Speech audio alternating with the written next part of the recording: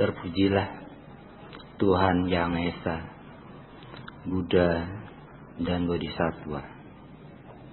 Berkat kekuatan keyakinan kita kepada Triratna, kembali kita dipertemukan dalam puja bakti dan Dharma Desana. Dharma yang telah dibabarkan oleh Buddha indah pada awalnya, indah pada pertengahannya, indah pada akhirnya. Semoga kita dapat mempelajarinya secara benar dan senantiasa membentuk kehidupan kita di dalam Dharma. Sadu, sadu, sadu. Saudara-saudara yang berbahagia, selamat pagi.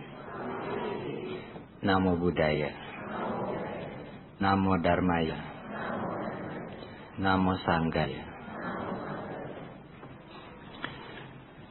Pada kesempatan ini saya mengajak saudara untuk membuka kembali kitab Dhammapada, teks bahasa Indonesia halaman 7. Saya akan membacakan ayat yang ke-11 dan ke-12.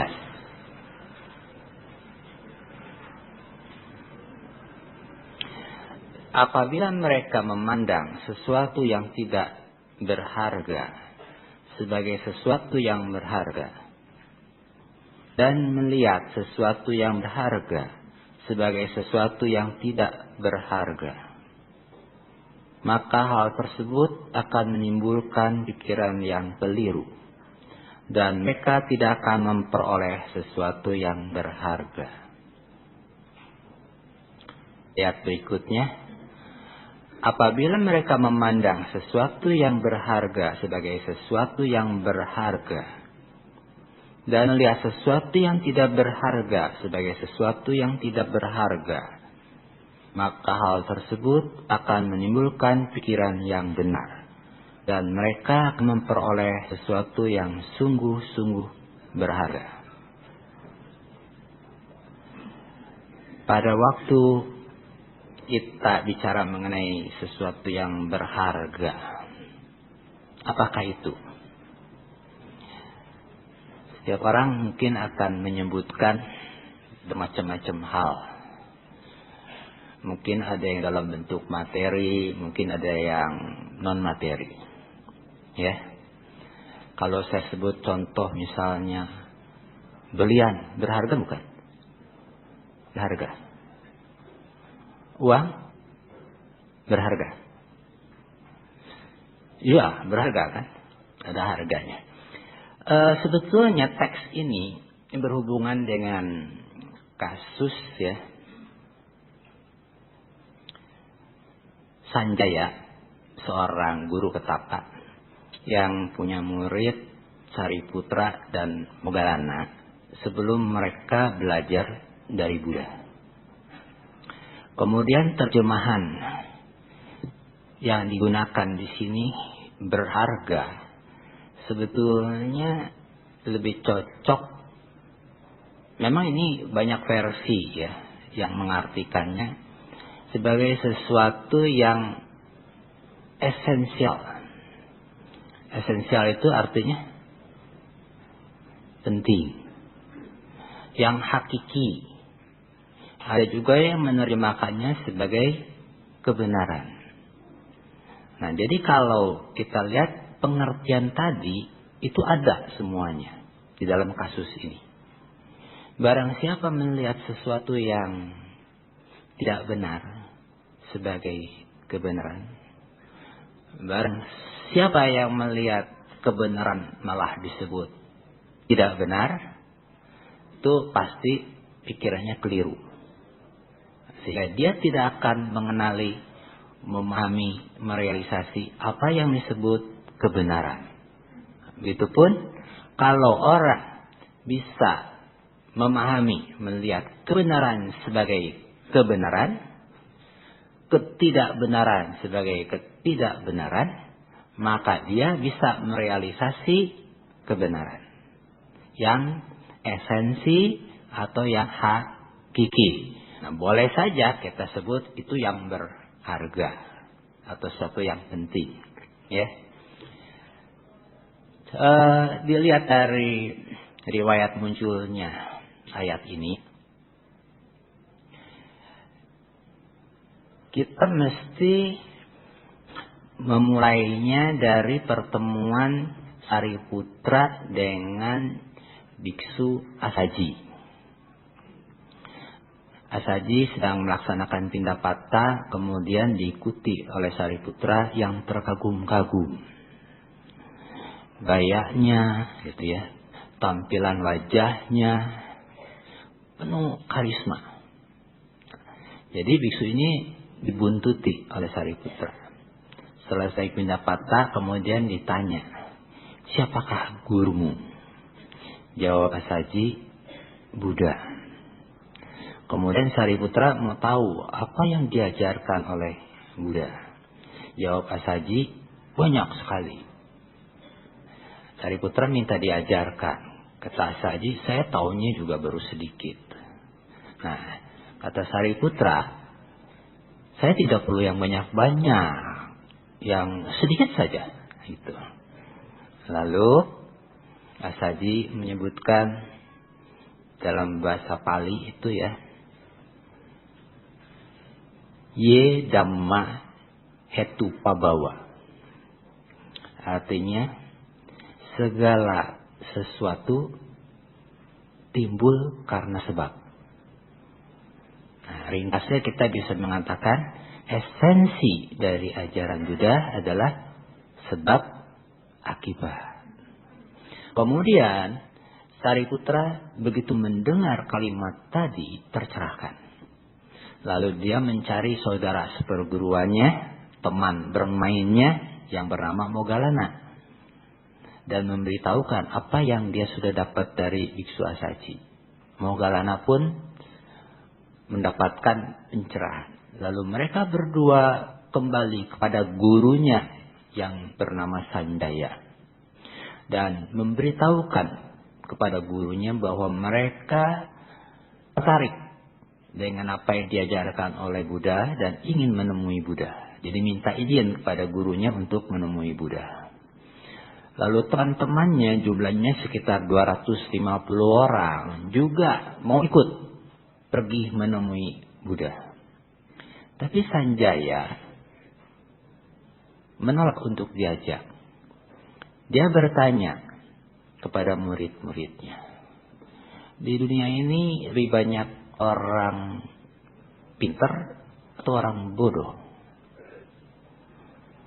Jawab mereka, yang pintar sedikit, kebanyakan yang bodoh. Terus kata Sanjaya, biarlah kamu semua pergi kepada Buddha untuk belajar dari beliau sebagai orang yang pintar untuk murid-murid yang pintar. Tapi saya biarlah di sini tetap menjadi seorang guru untuk orang-orang yang bodoh. Katanya gitu.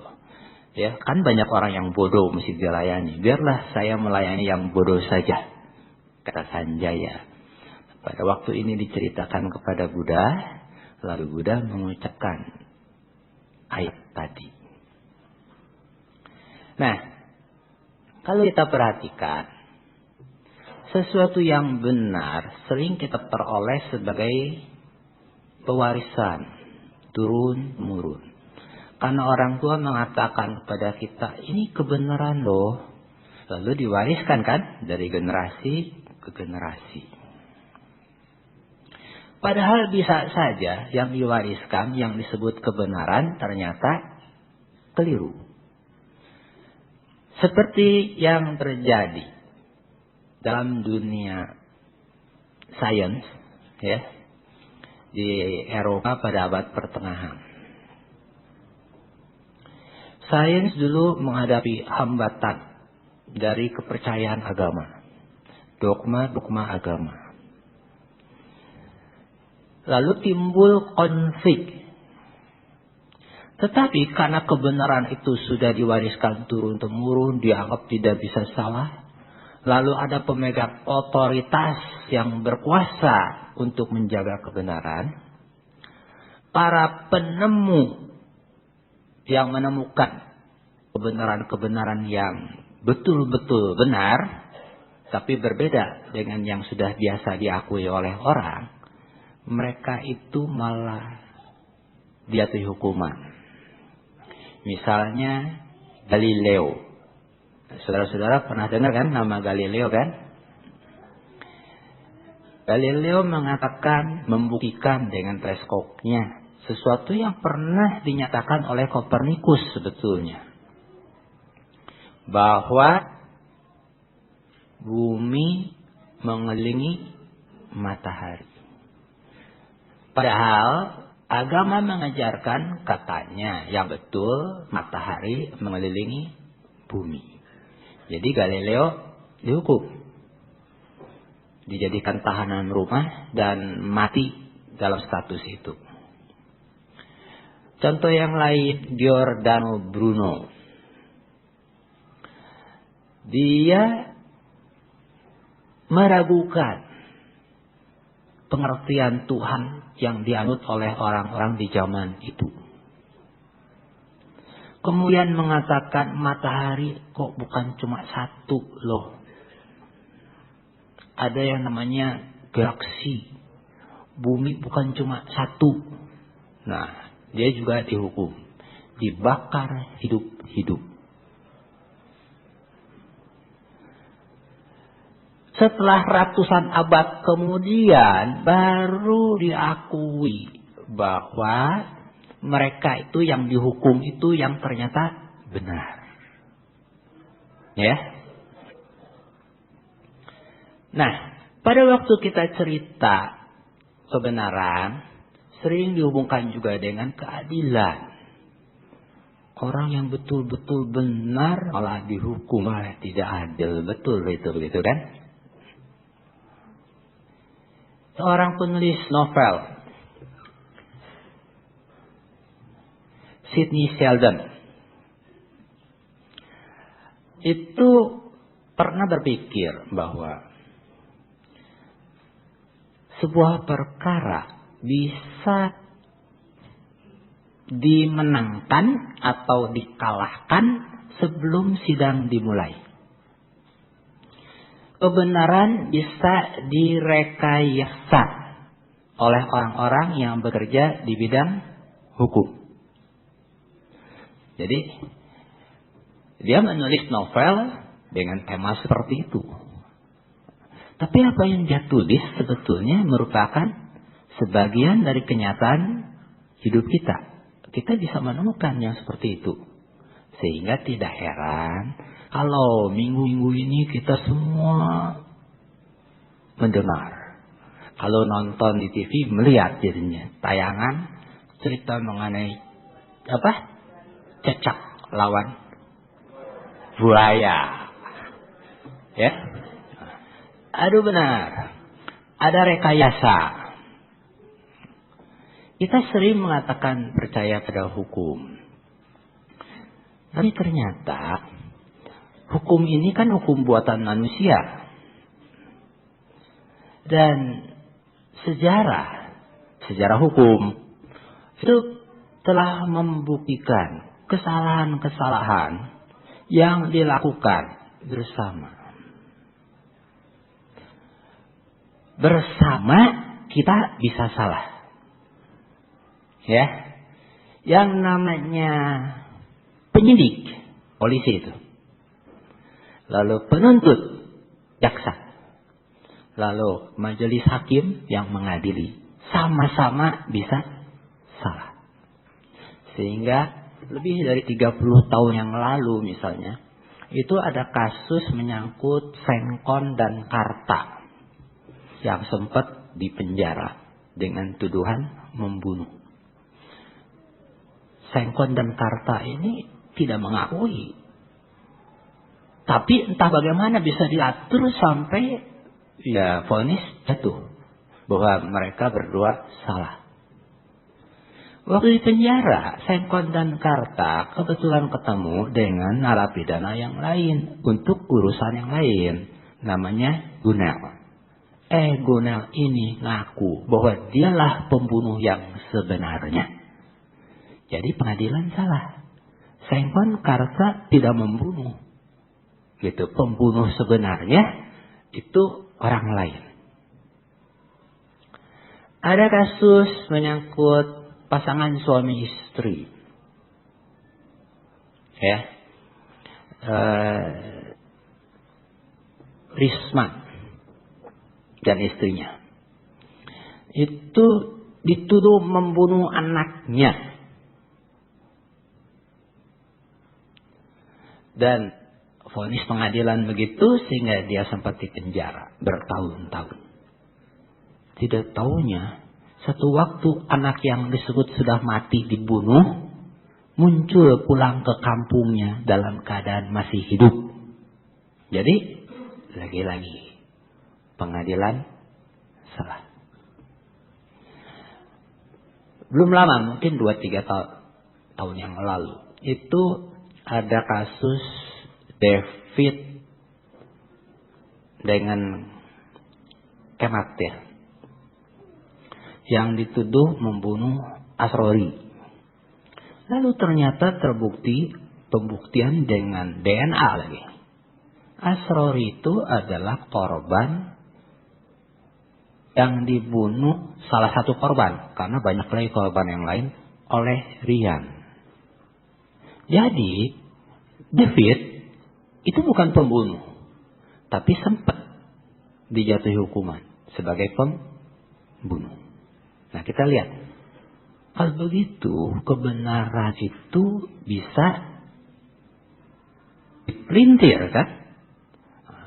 Hukum yang mengatakan menegakkan kebenaran sebetulnya ternyata cuma apa? Memaksakan pembenaran. Bedanya kebenaran dengan pembenaran jelas ya. Saudara pasti tahu kebenaran itu sebuah fakta yang betul-betul terjadi, tidak ada dusta, tidak ada bias di situ. Kalau pembenaran, ya itu sebuah pengakuan, bisa benar, bisa juga tidak benar, ya kan? Tapi dianggap sepertinya benar. Pada waktu orang tidak bisa menemukan kebenaran, memang mudah untuk mencari pembenaran. Misalnya, ada cerita yang bagus mengenai orang bijak tapi yang jenaka. Namanya Nasruddin. Nasruddin ini satu waktu dilihat oleh tetangganya sedang jongkok merangkak-rangkak di bawah lentera di luar rumah. Tetangganya bertanya, "Ngapain kamu?" Jawab Nasruddin, "Saya sedang mencari kunci yang hilang." Nah, tetangganya kemudian solider, kan? Ikut jongkok, ikut merangkak, mencari-cari di bawah lentera yang ternyata kotor, ya. Setelah sekian lama, kunci yang dicari tidak diketemukan, sampai tetangganya merasa perlu untuk menegaskan kepada Nasruddin, "Sebetulnya kamu kehilangan kuncinya di mana?" Jawab Nasruddin, "Di dalam rumah." "Loh, kunci hilang di dalam rumah, kok nyarinya di luar rumah?" Jawab Nasruddin, "Habis di sini lebih terang. Kalau di dalam rumah lebih gelap, nyarinya susah. Padahal hilangnya kan di rumah." Iya kan?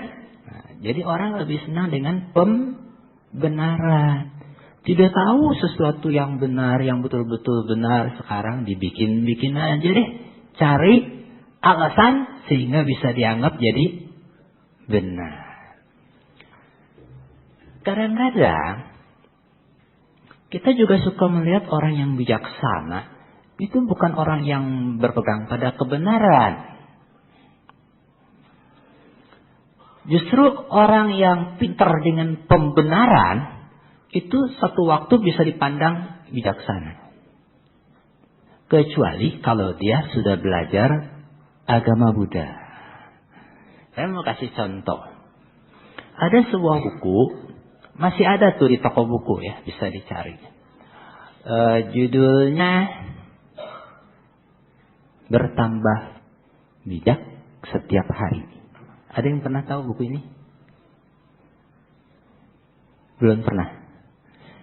8 kali 3 sama dengan berapa menurut saudara? Menurut buku ini 23. Pernah lihat judul buku ini? 8 kali 3 sama dengan 23. Kalau suruh beli, saya sih nggak minat gitu.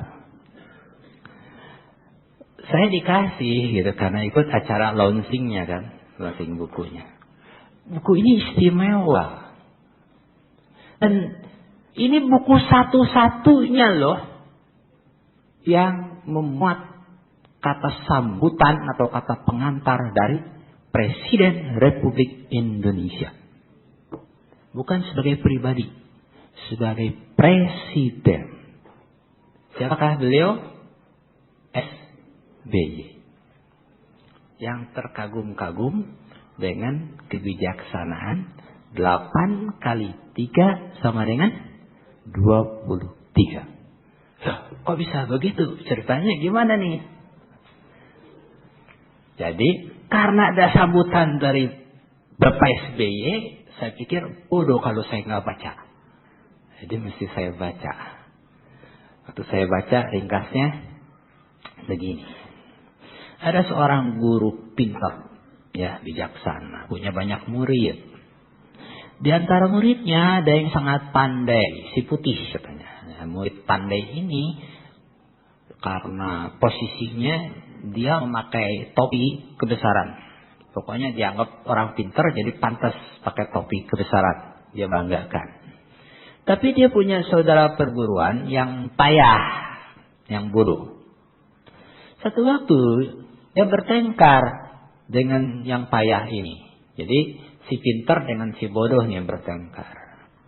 Kata si bodoh katanya, sebetulnya kamu nggak pintar loh. Gitu.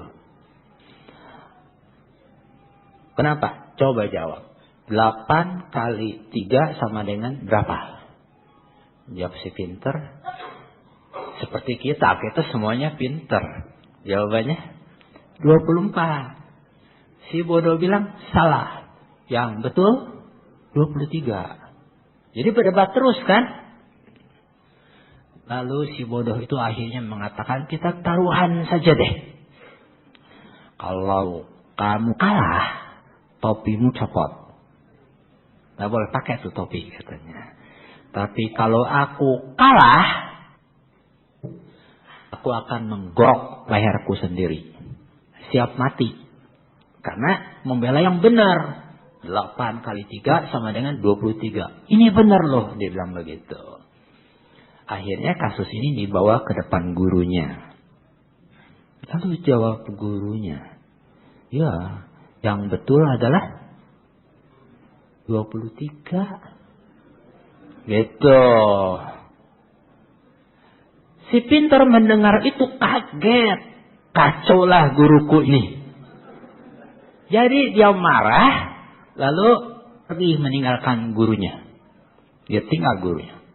Tapi sebelum pergi gurunya menyampaikan pesan. Kamu mau pergi silakan. Pergi, aku tidak akan menahanmu. Tapi nanti di dalam perjalanan, kalau kamu ketemu hujan besar, badai, jangan berdiri dekat pohon yang besar, karena akan tumbang. Gitu. Nah, si pintar ini, waktu melakukan perjalanan, betul menemui peristiwa terjadinya badai, hujan besar, dan dia ingat jangan dekat pohon, gitu kan? Sehingga dia menjauh, pohonnya tumbang, dan dia selamat. Lalu terpikir oleh dia, guruku bukan orang bodoh dong nih. Ada sesuatu yang saya tidak mengerti. Dia pulang nemui gurunya.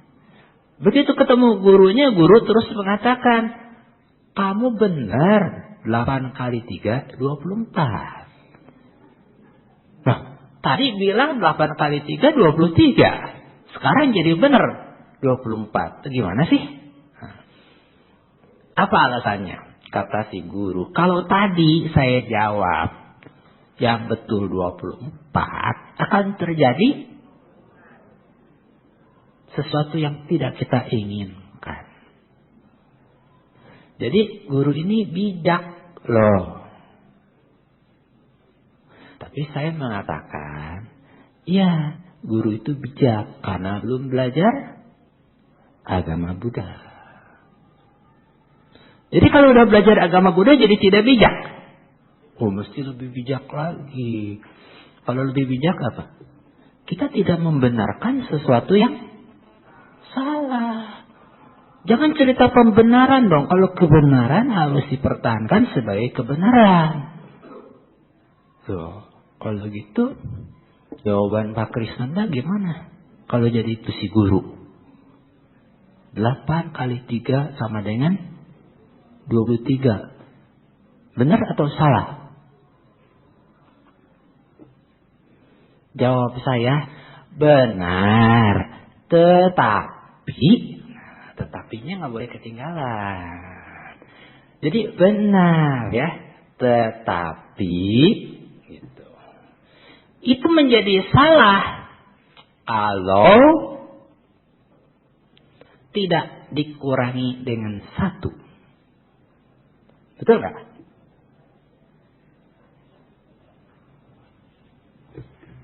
Betul nggak?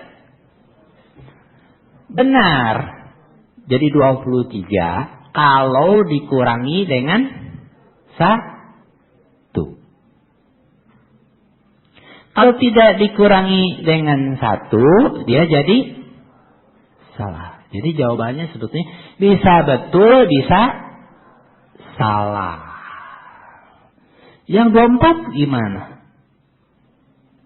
Sama. Bisa betul, bisa salah. Betul kalau tidak dikurangi apa-apa, tidak ditambahkan apa-apa. Tapi dia jadi salah kalau ditambah atau dikurangi sesuatu yang lain. Jadi kata tetapinya, kata kalaunya itu harus ada. Loh, kok begitu? Iya, saya belajar dari agama Buddha.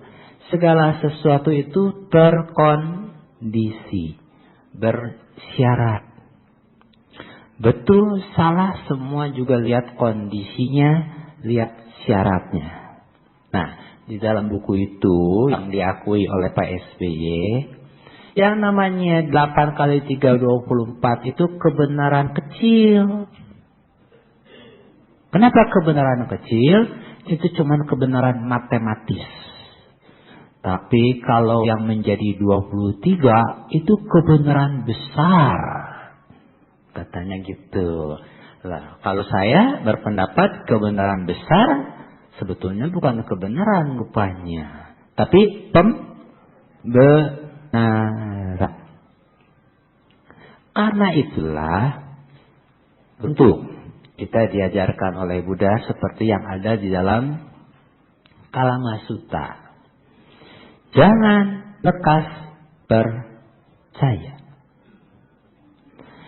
Sesuatu yang disampaikan kepada kita dalam bentuk laporan, berita, malah katanya ini wahyu, atau ada tertulis dalam kitab suci, atau menurut kita rasa-rasanya masuk akal gitu, atau katanya ini ada yang sudah meneliti loh, tetap kita tidak lekas percaya. Mesti ada verifikasi dan kita membuktikannya sendiri. Kebenaran itu relatif. Pada waktu kita mau menangkap sesuatu, selalu memakai indera kita, lewat mata, lewat telinga, ya, dan sebagainya. Semua indera kerja untuk memahami sesuatu. Ambillah contoh mata. Mata melihat bisa keliru. Kok keliru? Ya, contohnya ada ilusi. Tukang sulap paling pintar tuh. Memanfaatkan ilusi tadi membuat kita terkagum-kagum. Ya. Apa itu ilusi? Atau dalam bahasa Pali disebut vipallasa. Kita bisa salah dalam soal persepsi mengamati. Melihat lalu timbul persepsi kan, kesan ya. Yang kita serap itu bisa keliru. Bisa juga kita keliru karena penangkapan pikiran kita.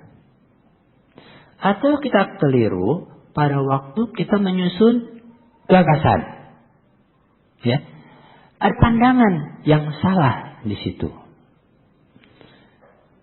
Sesuatu yang kita rasakan, yang kita lihat, kita dengar, itu ternyata sering dipengaruhi oleh misalnya kondisi sehat atau tidak sehat, lagi emosi atau tidak, ya kan ya, ada prasangka atau tidak, suka tidak suka. Jadi berbagai hal itu berpengaruh.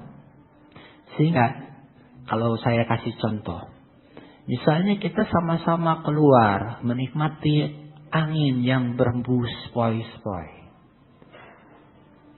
Nanti yang satu, orang yang sehat, dia mengatakan sejuk, nyaman.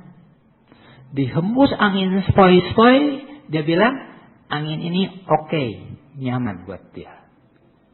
Tapi kalau di antara kita ternyata ada yang sedang sakit, dia demam, dihembus angin sepoi-sepoi, yang dia rasa apa? Dia kedinginan, dia merasa sakitnya tambah, ya kan? Dia bilang ini angin jahat. Nah, yang satu bilang anginnya bagus, yang ini bilang angin jahat. Peristiwanya sama tidak? Sama. Tapi kita mengalaminya menjadi berbeda. Artinya apa? Sudut pandang menentukan. Kalau sederhananya sih, kita melihat dengan kacamata ditentukan oleh warna dari lensanya. Kalau orang yang lensanya hijau, dia bilang semua jadi hijau. Kalau lensanya biru, dia bilang jadi biru. Kan begitu. Tergantung dari cara pandang, sudut pandangnya. Saya pernah ngajak saudara naik kereta api Shinkansen. Pernah? Belum? Belum ya? Saya sendiri belum. Gitu. Tapi Anda kan udah tahu kan saya cerita kereta api itu kan? Belum? Anggap kita semua ada di kereta api Shinkansen yang berjalan cepat 300 km per jam. Indonesia sih belum punya yang begitu. Ya, jadi bayangkan saja. Lalu ada saudara kita yang di ujung depan kejatuhan buah apel dari atas bagasinya. Tok gitu. Yang di belakang, ya, yang pas satu garis di belakang mengatakan, saya lihat buah apel jatuhnya lurus, tegak lurus. Saudara kita yang di belakang sana mengatakan, siapa bilang yang lurus? Aku lihat sendiri loh apelnya jatuh membuat sudut miring. Yang betul yang mana? Dua-duanya kan. Percuma berdebat. Jadi yang membedakan sekarang adalah sudut pandangnya. Jadi alangkah baiknya kalau kita menemukan dua hal yang berbeda, jangan cepat dipertentangkan, tapi kita lihat dari sudut mana, dan kita nanti akan menemukan sebuah pandangan yang utuh. Setuju kan? Nah, berikutnya ada lagi yang saya lupa ini. Apakah di sini pernah nggak saya mengundang salah satu saudara untuk jadi peragawan atau peragawati di depan? Pernah nggak? Belum pernah. Belum ya? Yang kemudian, mari kita lihat dari ujung rambut sampai kaki. Udah? Ya. Terus saya tanya, berat badannya berapa kilo? Pernah nggak ditanya begitu oleh saya? Belum ya? Saya lupa, masa di sini belum sih? Kita mau coba, setuju? Ada nggak di antara saudara yang laki-laki aja deh mau jadi peragawan? Ada yang mau bantu saya? Saya belum pernah coba yang begini ya Pak Tony ya di sini ya. Belum. Pak Tony mau bantu saya. Iya, mau bantu saya. Aduh, terima kasih sekali. Aplaus dong buat Pak Tony.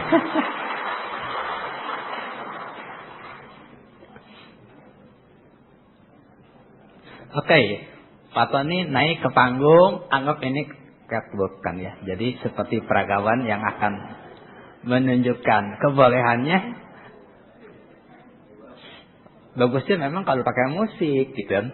Oke. Ya, seperti peragawan jalan gitu ya. Dilihat oleh semua. Oke, jalan ya. Semua ngamati. Ngamati betul-betul. Pinggir udah. Pinggir kiri sekarang ya. Oke, dilihat. Seimbang ya kanan kiri ya. Kemudian lihat depannya, muter, lihat belakangnya. Udah jelas. Oke, masih di sini dong. Pak Tony mestinya bantu saya duduk kali ya. Akan duduk. Nah, saya mau tes dari saudara-saudara kita yang ada di depan. Kita mulai dari sana ya. Berapa berat badannya Pak Tony? Sebut aja.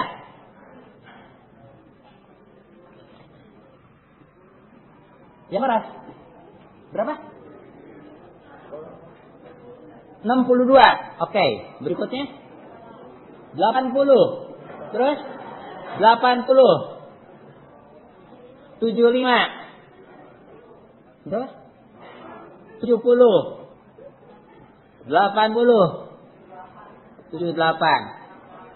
68. Ya, oke. Terus 70. 75. Berikutnya pakai diskusi dulu. Berapa? 75. Bapak belum nyebut. 75 juga. 78. Oke. Terus ada kita ini 70. Berikut lagi 80. Oke. Terus 100. Iya, berapa? 100. Terus berapa? Ya? 75. Oke? 75. 85. Nah, kita udah dulu nih. Sebetulnya kan bisa tes terus sampai ke belakang ya. Dari angka yang disebut tadi, yang paling banyak 75 itu 1, 2, 3, 4, 5. 75 ada 5. Kemudian 80. 1, 2, 3, 4. 80 ada 4. Ya. Yang lain semuanya lebih sedikit. Lebih sedikit. Oke. Kalau misalnya ini yang nyebut 75 ada 50. Paling banyak begitu. Apa terus kita bilang, oh itu paling benar? Ya. Paling banyak kok. Nggak paling benar. Enggak. Jadi kita mesti ingat. Pada waktu bicara kebenaran bukan ditentukan oleh suara yang paling banyak. Termasuk menganut agama. Jangan bilang karena penganut agamanya paling banyak. Nih di Jakarta kita bilang itu yang paling benar loh. Bisa keliru. Ya. Kemudian karena angkanya gitu banyak, semua pengen tahu dong yang paling betul yang mana. Betul nggak? Nah, jadi kita tanya Pak Tony, yang betul berapa? Ya? 6, 8. Ada satu orang yang hebat. Wah, memang hebat, Jri. Tapi saya mau tanya, kok bisa tahu 68? Dari mana tahunya? Dari mana tahunya?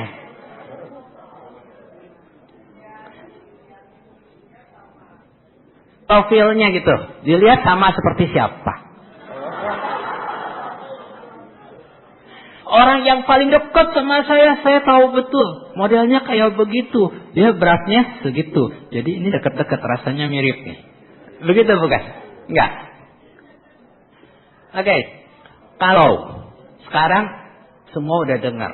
Ya, Pak Tony bilang 68. Bu Ai udah nyebut 68. Kita bilang betul. Pertanyaan saya, siapa yang sudah percaya 68 itu betul?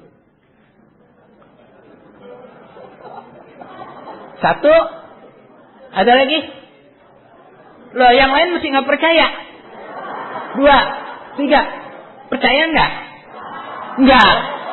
Iya, saya juga nggak percaya. Kenapa kita tidak percaya? Tanya dulu Pak Tony, ngukurnya berat badan 68 tadi waktu kapan? Sebulan yang kemarin. Ya, sekarang nggak beda dong. Nggak, baru 3 hari kemarin katanya gitu. Jangan-jangan dekat. Enggak, 3 hari kemarin. 2 hari kemarin baru ke dokter, diare banyak. Beda lagi kan berat badannya kan? Jadi supaya kita bisa percaya caranya gimana? Timbang. Ambil timbangan. Waduh, ternyata banyak relawan nyediain timbangan. Ini timbangan dari apotek loh katanya. Kemudian Pak Tony suruh naik di timbangan kan? Udah. Nanti ada teman yang lain dia bawa. Enggak, ini timbangan dari toko beras. Timbang juga. Sama nggak hasilnya? Yang betul yang mana? Yang mana yang paling betul? Di dunia ini semua kebenaran adalah relatif berkondisi. Timbangannya betul loh, 68 kilo diukur pada waktu kapan, pakai timbangannya yang mana, kan begitu. Kondisinya yang begitu. Kalau dengan cara yang lain nanti bisa lain lagi. Setuju? Terima kasih nih Pak Tony.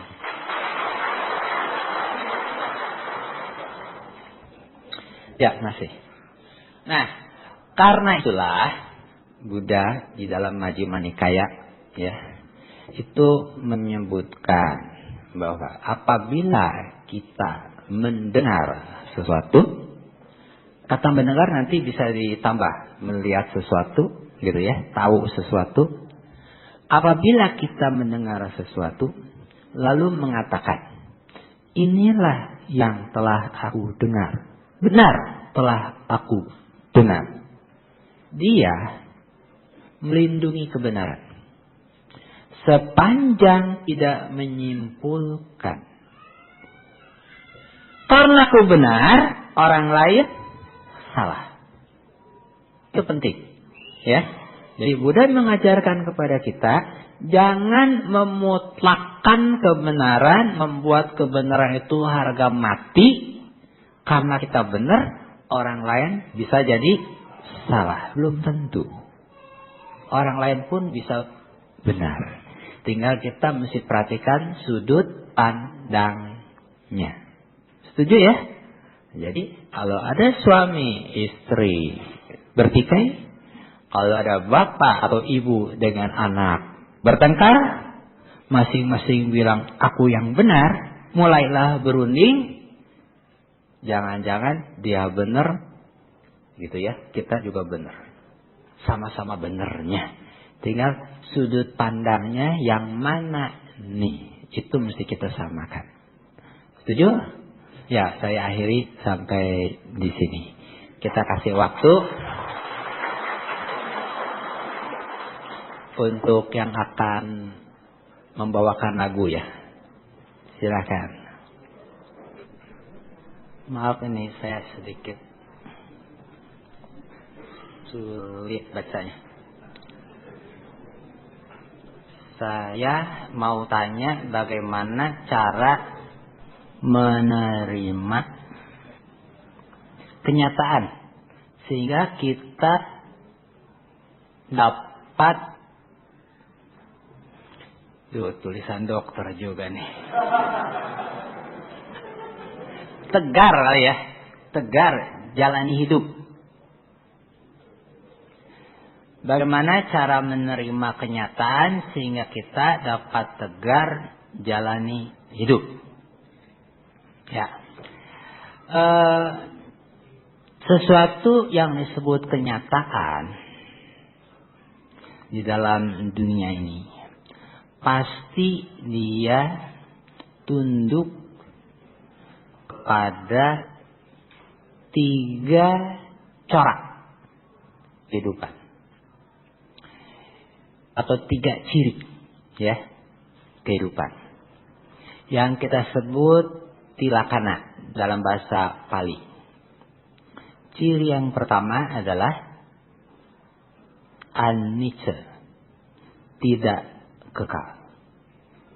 Kita tidak bisa mengatakan saya sudah menerima kenyataan tapi saya tidak mengerti yang namanya tidak kekal itu, atau saya mempertahankan sepertinya semuanya tidak berubah. Kalau kita pahami kenyataan itu mengandung ketidakkekalan, kita siap menghadapi perubahan. Pada waktu kita mau mempertahankan supaya tidak berubah, kita akan menderita. Ciri yang kedua, segala sesuatu di dunia ini tidak memuaskan. Mungkin ada orang yang merasa oke, puas, ya, tapi sifatnya cuma sementara. Begitu berlewatnya waktu, karena tadi tunduk pada ketidakkekalan, ketidakpuasan itu akan muncul. Karena biasanya saya sebagai orang yang muda ngerasa tampan gitu ya, gagah. Satu waktu umur tambah begitu bercermin, wah kok jadi loyo tua, pengen muda lagi, ngerasa jadi sedih. Jangan pengennya jangan berubah. Ada ketidakpuasan. Begitu kita ngotot, akhirnya juga betul-betul namanya yang ketidakpuasan tadi itu tidak lain dari sebuah penderitaan. Ya. Kenapa bisa berubah? Kenapa menimbulkan penderitaan? Jadi kenapa anicca? Kenapa duka? Karena ternyata di dunia ini tidak ada, bukan cuma di dunia loh, ya, di luar dunia juga sama. Gitu. Ternyata segala sesuatu itu tidak punya inti yang berdiri sendiri, tapi tergantung, terkondisi dengan yang lain. Kalau yang mengondisikannya itu berubah, dia juga nggak bisa mempertahankan keberadaannya. Ya, jadi tidak ada yang bisa berdiri sendiri. Semua punya ketergantungan. Tidak ada intinya, gitu. Yang bisa disebut tetap selamanya. Nah, kalau itu kita sadari, baru kita disebut menerima kenyataan. Tapi kalau kita tidak memahami 3 hal tadi, sebetulnya kita belum menerima kenyataan. Lalu hubungannya dengan ketegaran. Nah, ketegaran itu kekuatan, kesanggupan kita untuk menghadapi. Kita tahu semua itu akan berubah. Dan penderitaan kita sebetulnya bukan timbul karena dunia yang berubah ini. Dunia ini bisa menjadi sesuatu, menjadi seperti yang tidak kita kehendaki. Ya. Yang salah sebetulnya siapa? Yang punya kehendak. Yang salah adalah keakuannya. Jadi kita bisa tegar, bisa menjadi kuat, menyesuaikan diri, menerima ketidakkekalan, menerima ya sesuatu yang berubah. Itu kalau kita bisa melepaskan atau setidak-tidaknya mengurangi keakuannya. Tadi kan disebut yang ketiga itu disebut tidak ada inti yang berdiri sendiri. Istilah palingnya anatta. Nah, itu terjemahannya di dalam diri kita bahwa sebetulnya kita tidak punya keakuan yang bisa kita pertahankan. Tidak ada. Aku ini mesti melebur dengan yang lain. Ya. Dengan cara itu kita bisa menjadi kuat, menjadi tahan. Dan itulah jalan untuk mengatasi penderitaan. Tapi kalau kita mengidentifikasi diri kita dengan sesuatu yang berubah di luar diri kita, penderitaan itu akan selalu timbul. Kalau kita, mungkin saya pernah kasih contoh sebagai penonton, kita bisa melihat peristiwa di panggung atau di film, ada yang menyakitkan, menyedihkan, tapi kita penonton loh. Apa kita bisa terbawa sedih, terbawa sakit? Ya, kalau kita ikut main. Tapi kalau kita penonton, mestinya tidak dong. Yang ditonton itu misalnya menyedihkan, menyeramkan, kita sih ketawa aja. Tidak kepengaruh. Ya. Nah, jadi kita mesti memosisikan diri kita kira-kira seperti pengamat. Jangan ikut main itu. Lalu pertanyaan berikutnya, sekarang saya melatih menjadi seorang vegan. Vegan ini lebih dari seorang vegetaris loh. Ya. Kalau vegetaris dia tidak makan makanan dari yang sumbernya dari yang bernyawa. Kalau vegan itu bukan cuma makan lagi, termasuk ikat pinggang dari kulit buaya, dari kulit binatang pun tidak boleh, ya kan? Sepatu dari kulit juga pantang. Pokoknya semua yang ada unsur dari makhluk lain itu ditolak. Kemudian selain demi menjaga kesehatan dan menghindari penyakit yang disebabkan oleh makanan hewani, juga demi untuk menjalankan melatih sila pertama Pancasila Buddhis. Karena saya berpikir tidak satupun makanan hewani yang disajikan disediakan tanpa melalui penyiksaan atau pembunuhan. Apakah benar pandangan saya? Seorang dia menjadi vegan atau menjadi vegetaris itu memang bisa punya alasan yang berbeda. Ada alasan spiritual karena mau mengembangkan belas kasihnya, ya. Dan berpikir kalau semua orang seperti saya vegetaris, pasti gak ada lagi yang jual daging karena tidak laku. Prakteknya tetap saja masih banyak yang akan makan daging, masih akan banyak yang jual daging kan. Jadi pengaruhnya itu kita tahu tidak bakal bisa mempengaruhi seluruh orang di dunia ini. Jadi jangan terlalu idealis gitu. Tapi untuk praktek diri kita boleh, itu kan menjadi sebuah tekad dan menjadi sebuah sila untuk bodhisatwa. Siapa yang mau jadi bodhisatwa itu mesti menerapkannya. Kalau untuk menjaga kesehatan boleh juga, tapi jangan salah, ada orang yang justru untuk menjaga kesehatannya dokter malah menganjurkan malah mesti makan dari sumber hewani. Ada. Ya, jadi alasan kesehatan betul sih, tapi tidak 100%. Juga jangan berpikir bahwa kalau saya jadi vegetaris nanti semua penyakit akan terus hilang. Belum tentu. Sebagian besar ya, karena banyak penyakit yang datangnya dari makanan, ya, yang mempengaruhi kesehatan usus kita. Yang akan menjadi tidak benar kalau orang sudah menjadi vegetaris lalu menyombongkan dirinya. Aku lebih suci loh. Saudaraku dia masih makan daging. Gitu kan? Aku lebih hebat loh. Nah, itu yang keliru.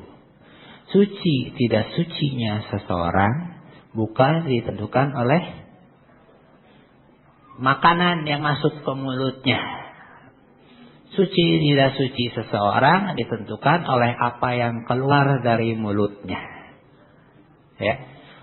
Dia vegetaris tapi ngomongnya gila kasar, ya, nyakiti orang terus gitu, ya percuma juga. Juga bisa keliru. Kalau vegetaris itu ternyata bukan dalam rangka mengendalikan diri. Ada orang menjadi pemburu makanan. Jadi ada orang yang doyan makan kan ya. Begitu dengar ada restoran baru buka dia kejar terus gitu. Nah kalau yang pemakan daging memang kita anggap maklum. Tapi ada juga orang vegetaris begitu. Tiap mendengar ada makanan vegetaris baru dia kejar terus. Pengen nyobain terus. Yang dikejar apa? Kenikmatan. Nah itu jadi keliru. Termasuk makanan vegetaris itu loh. Tanggang babi, soto palsu. Ada palsunya gitu. Kalau menjadi vegetaris jangan masih mikirin makan sate, tanggang babi, soto. Ya jangan dong. Buat apa bikin yang palsu-palsu? Jadi 2 kali kesalahannya nanti. Pertama tidak bisa mengendalikan diri. Yang kedua bohongin diri. Ya kan? Ya. Soal menjadi vegetaris atau tidak, sebetulnya itu soal kecakapan. Orang menempatkan dirinya di mana. Ya, cacai. Vegetaris itu cacai. Jadi, oke, kalau orang yang sudah siap. Tapi kalau yang belum siap, gara-gara dia jadi orang yang cacai, dia nyusahin orang sekelilingnya, nah itu susah juga. Ya. Justru para biksu yang tidak cacai maksudnya adalah bukan dia doyan daging.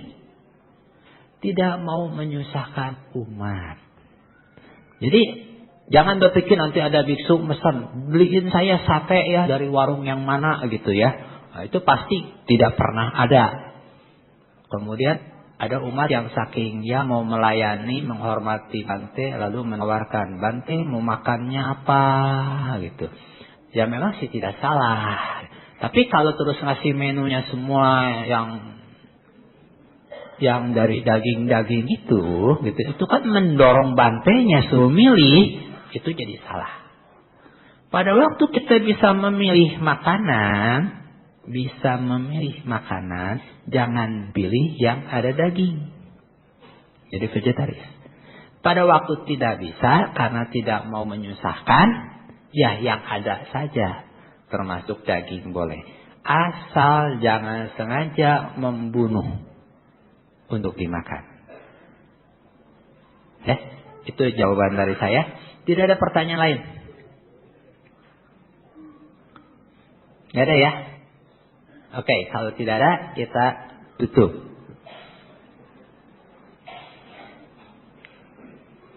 Terpujilah Buddha Dharma Sangha.